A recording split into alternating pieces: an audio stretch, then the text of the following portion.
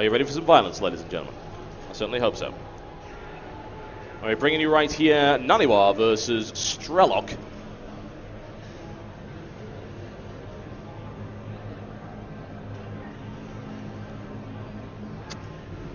Strelok playing incredibly well this tournament. Overwhelming force, a lot of drops. That's his style. Tends to go for incredibly fast expansions.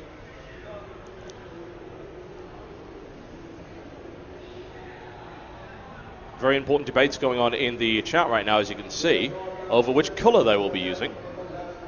Vitally important for any pro player to get the right color. And I'm ready to go. These guys are ready to go, and here we go, ladies and gentlemen. NaNiwa versus Strelok. That'll be a matchup for the ages.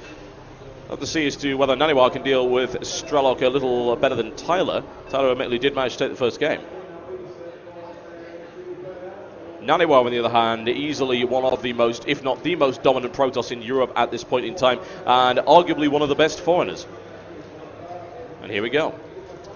Ladies and gentlemen, I bring you NaNiwa in the blue trunks. He is to the northeast of this particular matchup, and he is, of course, playing Protoss versus his opponent, the one and only Strelok. He is in the red trunks, and he is playing Terran.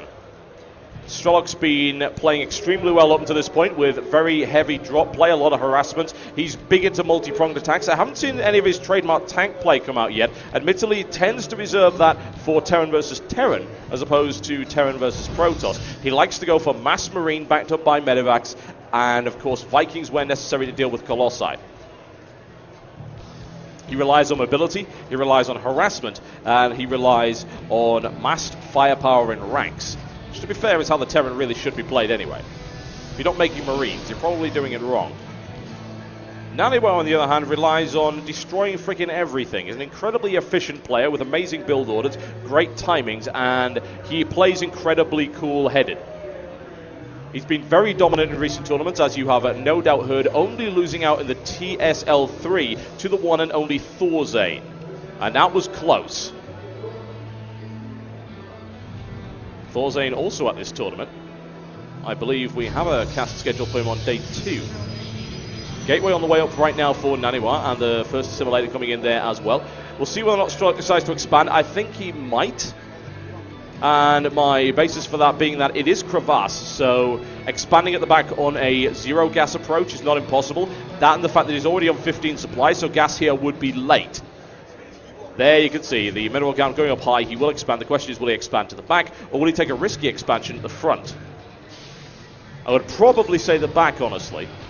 But we will find out one way or the other. Here comes the orbital command. He will, of course, delay his expansion a little bit for that. Makes sense in the long run. It's a better bet to get that mule energy started. Cybernetics core coming down right here for NaNiwa as well. Playing nice and cool. And the assimilator to back that up. That's 2 for him. NaNiwa with the scout. What will he find? Will he get denied? It looks like he will, actually. NaNiwa could have got past that. Then again, he might have assumed 2 Marines by now, perhaps. In the meantime, NaNiwa's actually got a better idea. Proxy pylon coming down right here. And as to whether or not he'll use that, it's debatable. But the fact of the matter is he has the proxy pylon. And he can use it if he likes.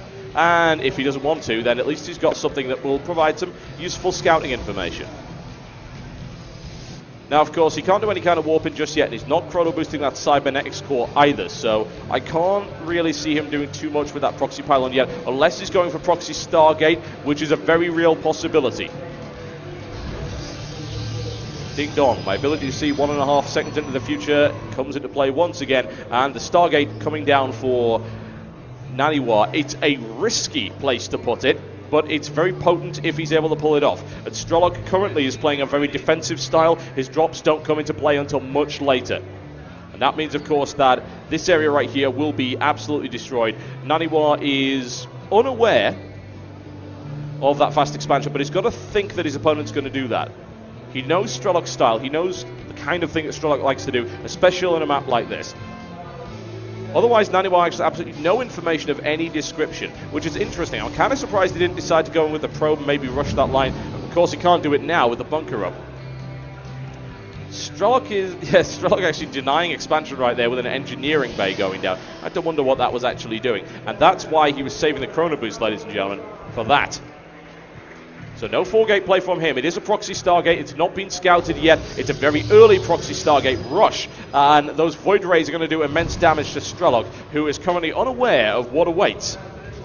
4 barracks up right now for Strelok. Tech Lab is coming up late. There is no stim, which would have helped him immensely against any kind of Void Ray attack. The problem is he went for the fast expansion. He can't get his stim out that quickly. Strelok's about to find out what pain awaits him as that single Void Ray is going to start cutting through the mineral line of Strelok. Strelok is forced to pull back. He has no other choice in the matter. He's going to have to rely on those Marines, and NaNiwa going forward with a force of Stalkers as well. This is a variation on what Tyler did, in fact. Only this is a much more aggressive version of it. It's a 3-gateway proxy Stargate aggression, and he'll follow this up with Stalkers as well.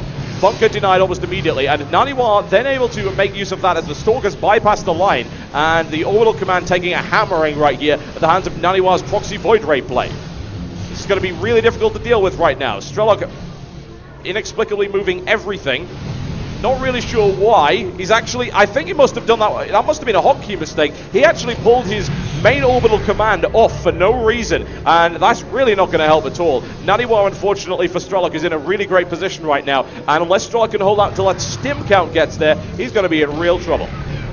Picked off once again, and now trying to force his way into the line of Strelok. Strelok's thinking on the 14 Marines right now, and that Void Ray firepower is going to be a little bit too much for Strelok. He doesn't have a bunker in the line either, so he can't really defend against this very well.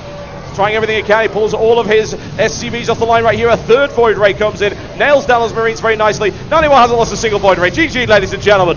Talk about one-sided. Very well played there by NaNiwa. An incredibly aggressive proxy Stargate play, and it tore Strelok apart.